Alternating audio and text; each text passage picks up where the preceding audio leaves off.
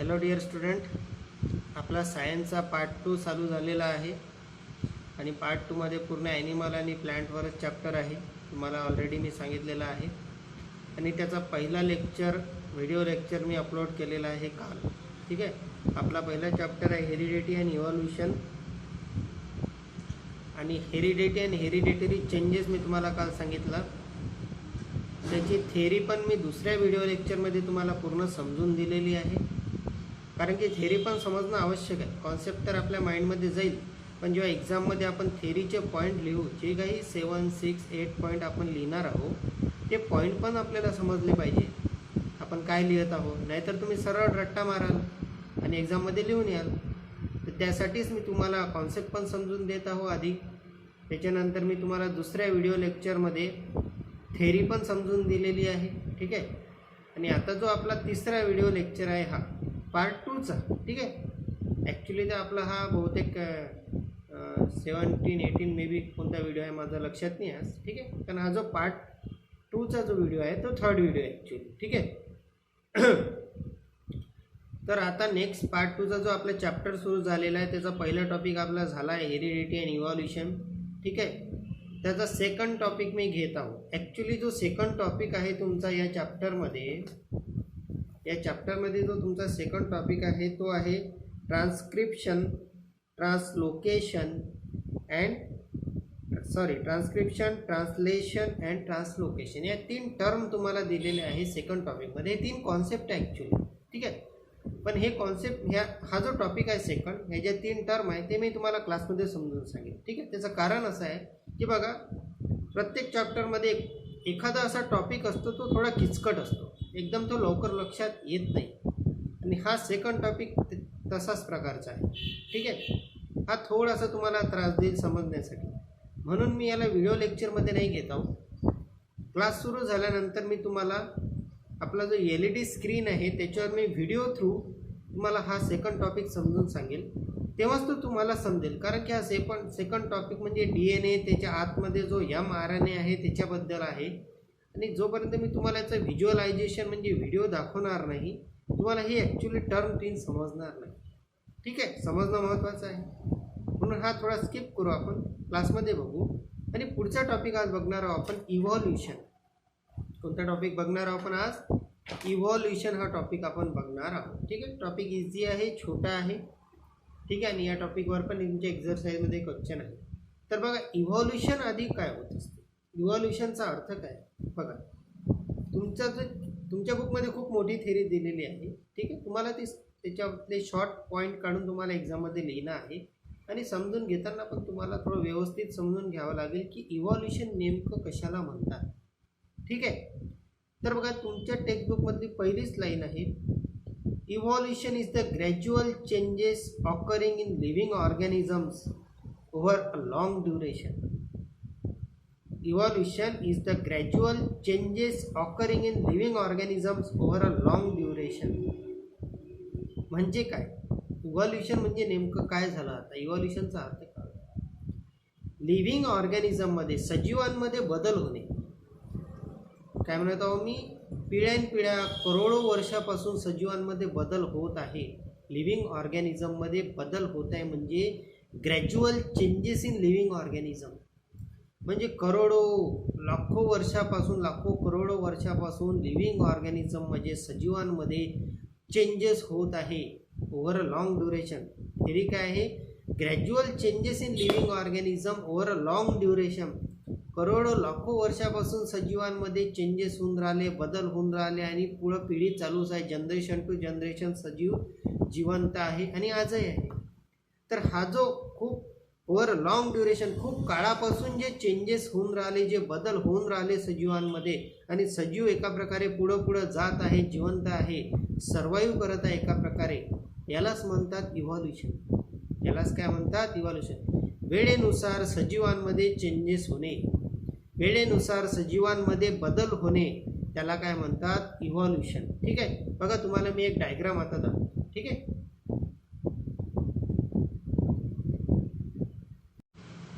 हे डायग्राम बघा, यामध्ये तुम्हाला सजीवामध्ये होणारा बदल दिसत आहे. ठीक आहे. आपले पूर्वज ह्युमन बिंगचंच मी एक्झाम्पल इथं घेतलेलं आहे. ठीक आहे. बघा एक्झाम्पल मी तर घेतलेलं आहे, तुमच्या लक्षात येत असेल.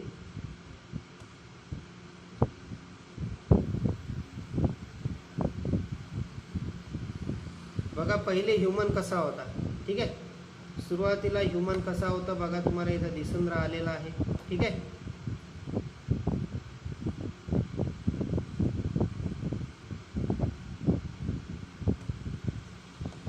नंतर बघा कसे चेंजेस झाले यामध्ये. ठीक आहे, नंतर बघा कसे चेंजेस झाले यामध्ये, पुढं बघा कसे चेंजेस झाले, आणि अजून पुढं बघा कसे चेंजेस झाले.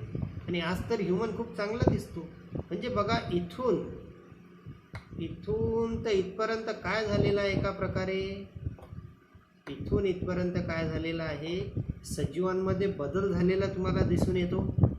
म्हणजे gradual changes in living organism, म्हणजे लिव्हिंग ऑर्गॅनिझममध्ये चेंजेस झाले. पण हे जे चेंजेस झाले स्टेप बाय स्टेप, हे जे चेंजेस झाले हे काही एका वर्षात, 2 वर्षात, 4 दिवसात असे नाही झाले, तर याला लाखो करोडो वर्षाचा अवधी निघून गेला. ठीक आहे, म्हणजे ओव्हर अ लॉंग ड्युरेशन खूप काळानुसार सजीवांमध्ये बदल होत होत गेले आणि सजीव एका प्रकारे डेव्हलप होत गेला. त्यालाच म्हटलं गेलं इव्हॉल्युशन. म्हणजेच काळानुसार सजीवांमध्ये होणारा बदल यालाच म्हणतात इव्हॉल्युशन. आणि या डायग्राममध्ये तुम्हाला दिसत असेल आपला पूर्वज कसा होता आणि आज आपण कसे आहो. कारण की आपल्यामध्ये काय झालं, इव्हॉल्युशन झालेलं आहे. आणि इव्हॉल्युशन काही थांबलेलं नाही आहे, आजही इव्हॉल्युशन चाललेलं आहे. आजपासून काही करोडो वर्षांनंतर पुन्हा तुम्हाला सजीवांमध्ये चेंजेस दिसेल, पण ते बघण्यासाठी आपण जिवंत राहणार नाही, हे लक्षात ठेवा. पण सजीवांमध्ये बदल होईलच, यालाच म्हणतात इव्हॉल्युशन. ठीक आहे, लक्षात आलं असेल तुमच्या डायग्राममधून इव्हॉल्युशन म्हणजे काय. ठीक आहे, वेळेनुसार सजीवांमध्ये होणारा बदल जो तुम्हाला डायग्राममध्ये दिसत आहे की वेळेनुसार सजीवांमध्ये कसा बदल झालेला आहे, आणि त्यालाच म्हणतात इव्हॉल्युशन. ठीक आहे, तर आता आपण इव्हॉल्युशनची थेरी बघू जी आपल्या नोट्समध्ये दिलेली आहे. ठीक आहे, तशी तर तुमच्या टेक्स्टबुकमध्ये खूप जास्त थेरी दिलेली आहे. ठीक आहे, पण आपल्याला पॉईंट वाईज लक्षात ठेवणं आहे इव्हॉल्युशन म्हणजे काय. तर बघा इव्हॉल्युशनची थेरी तुमच्या समोर आहे. इव्हॉल्युशन किंवा थेरी ऑफ इव्हॉल्युशन, दोन नावं दिलेली आहे मी या टॉपिकला.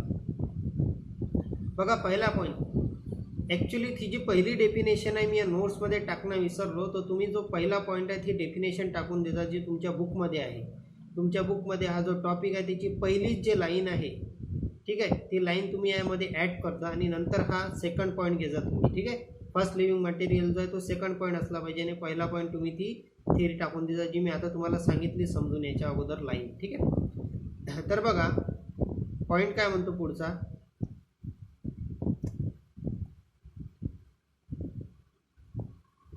फर्स्ट लिव्हिंग मटेरियल हा जो पॉईंट आहे आता जो आपण बघणार आहोत. ठीक आहे, पहिला पॉईंट जो आहे तो बघा, पहिला पॉईंट काय म्हणतो, first living material is the protoplasm which was form in the ocean.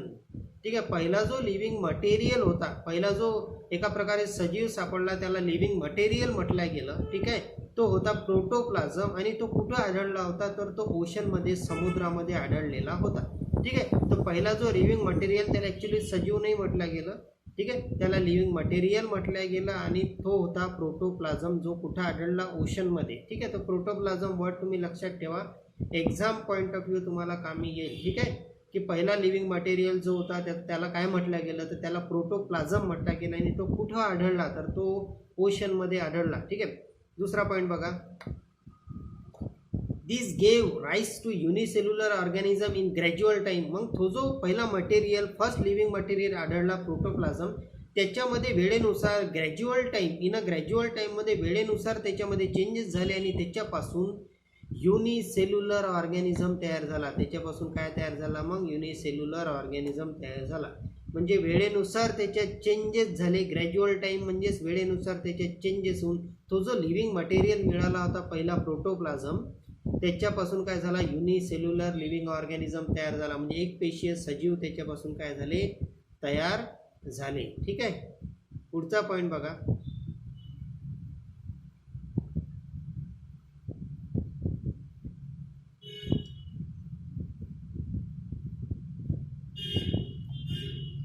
पुढचा पॉईंट काय म्हणतो, over this span of approximately 300 crores year, म्हणजे तिथपासून तो जो प्रोटोप्लाझम मिळाला त्याच्यामध्ये खूप काही वर्षानंतर चेंजेस झाले, त्याच्यापासून युनिसेल्युलर ऑर्गॅनिझम तयार झाले, एकपेशीय सजीव त्याच्यापासून तयार झाले, आणि 300 करोड वर्षानंतर म्हणजे खूप काही वेळानंतर काय झालं, over this span of approximately 300 crore years very gradual changes occur in the unicellular organism which slowly evolved into larger and more complex life form.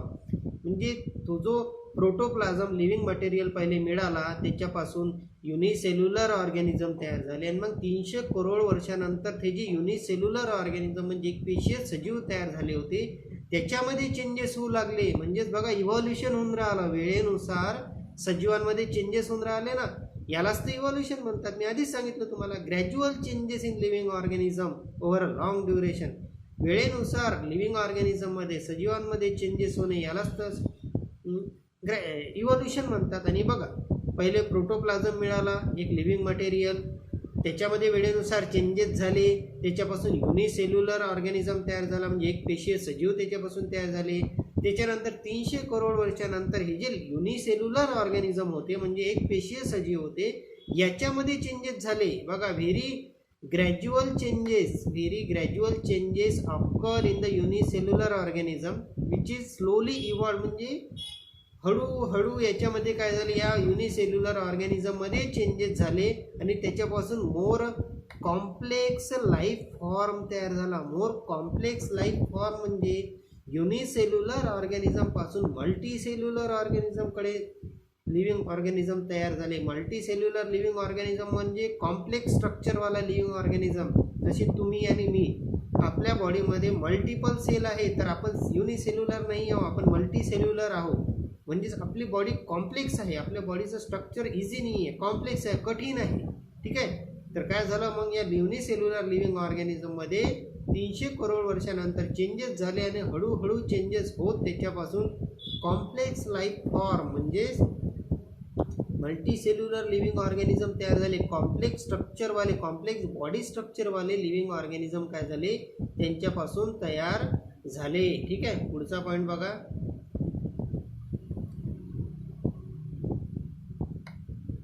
all round and multi-dimensional changes occur which result in evolution of the different type of organism. मग काय झालं, unicellular organism मध्ये changes झाले, त्यांच्यापासून complex life form म्हणजे complex body स्ट्रक्चरवाले living organism तयार झाले. And all round and multi dimensional changes occur, आणि त्यांच्या बॉडीमध्ये मल्टी डायमेन्शनल म्हणजे भरपूर जास्त चेंजेस परिवर्तन त्यांच्या बॉडीमध्ये झाले. आणि त्याचा रिझल्ट काय झाला, which result in evolution of the different type of organism. आणि त्याचा रिझल्ट असा झाला की त्या मल्टी कॉम्प्लेक्स बॉडी स्ट्रक्चरवाले जे लिव्हिंग ऑर्गॅनिझम होते त्यांच्या बॉडीमध्ये मल्टी डायमेन्शनल म्हणजे खूप जास्त प्रमाणात परिवर्तन चेंजेस झाले आणि डिफरंट टाईपचे ऑर्गॅनिझम त्यांच्यापासून तयार झाले. म्हणजे स्पीसीज एका प्रकारे इथं काय म्हटलं जात आहे, स्पीसीज म्हणजे जाती तयार झाल्या वेगवेगळ्या. म्हणजे एका लिव्हिंग ऑर्गॅनिझम पासून वेगवेगळ्या जातीचे लिव्हिंग ऑर्गॅनिझम तयार झाले. वेळेनुसार बघा लिव्हिंग ऑर्गॅनिझम मध्ये चेंजेस होऊन राहिला आणि ह्यालाच तर लिव्हिंग ऑर्गॅनिझम, यालाच तर इव्हॉल्युशन म्हणतात. पुढचा पॉईंट बघा,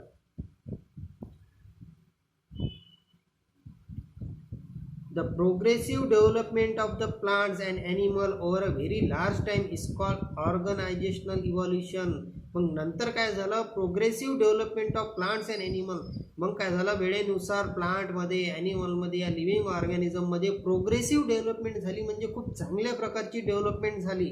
ठीक आहे, जसं ह्युमन बिईंगमध्ये बुद्धी येऊ लागली ह्युमनला. ठीक आहे, वेगवेगळ्या प्रकारचे प्लांट्स, त्यांना फ्रूट्स वगैरे येणे, अशा प्रकारची प्रोग्रेसिव्ह डेव्हलपमेंट म्हणजे एका प्रकारे जी कामी येईल अशा प्रकारची डेव्हलपमेंट त्यांच्यामध्ये होऊ लागली. Over a very large time म्हणजे खूप वेळ यायला लागला. हळूहळू फास्टमध्ये ही प्रोसेस झालीच नाही, इव्हॉल्युशनची प्रोसेस फास्टमध्ये होतच नाही. ठीक आहे, त्याला खूप वेळ लागतो. तर प्रोग्रेसिव्ह डेव्हलपमेंट झाली म्हणजे खूप चांगल्या प्रकारची डेव्हलपमेंट या प्लांट आणि ॲनिमलमध्ये झाली आणि त्याला म्हटलं गेलं ऑर्गनायझेशनल डेव्हलपमेंट. काय म्हटलं गेलं त्याला, ऑर्गनायझेशनल डेव्हलपमेंट. आणि आता पुढचा शेवटचा जो पॉईंट आहे आपला तो आहे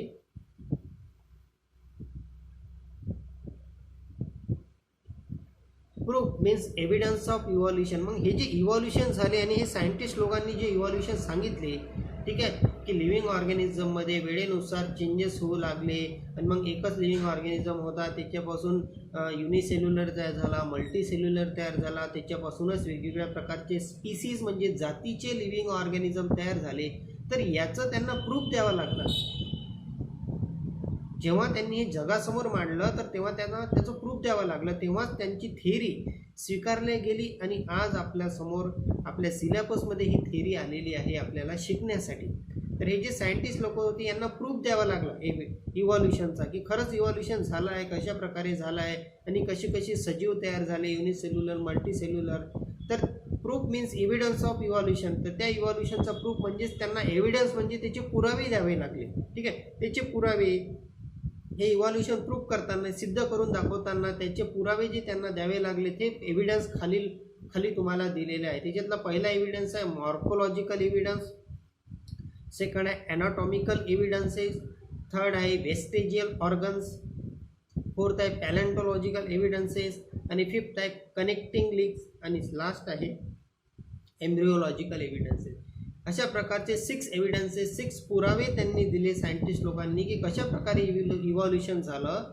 युनिसेल्युलर लिव्हिंग ऑर्गॅनिझम आले, मल्टीसेल्युलर आले, त्यांच्यापासून म्हणजे वेगवेगळ्या प्रकारच्या स्पीसीज म्हणजे जाती आल्या आणि आज आपण ते शिकलो. हे सर्व पुरावे, हे सर्व एव्हिडन्सेस आपल्याला पुढे येणार आहे. पुढचा टॉपिक म्हणजे आपला हाच आहे. पुढचा टॉपिक बघा आपला तोच आहे, एव्हिडन्स ऑफ इव्हॉल्युशन. ठीक आहे, म्हणून मी इथं तुम्हाला हे सांगणार नाही कारण की डिटेलमध्ये हे 6ही एव्हिडन्स आपल्याला शिकायचे आहे. कारण की याच्या अगोदर एक्झाममध्ये या एव्हिडन्सपैकी कोणता ना कोणता एव्हिडन्स 100% एक्झाममध्ये येणारच आहे तुम्हाला पुढे पण, हे लक्षात ठेवा. ठीक आहे, तर तुम्हाला इव्हॉल्युशन आज समजलेलं असेल. ठीक आहे, जास्त वेळ घेऊन आणि डिटेलमध्ये मी तुम्हाला सांगण्याचा प्रयत्न केला आहे की इव्हॉल्युशन म्हणजे काय, व्हॉट इज द इव्हॉल्युशन. जरी काही प्रॉब्लेम असला तर तुम्ही मला विचारा. ठीक आहे, थँक्यू.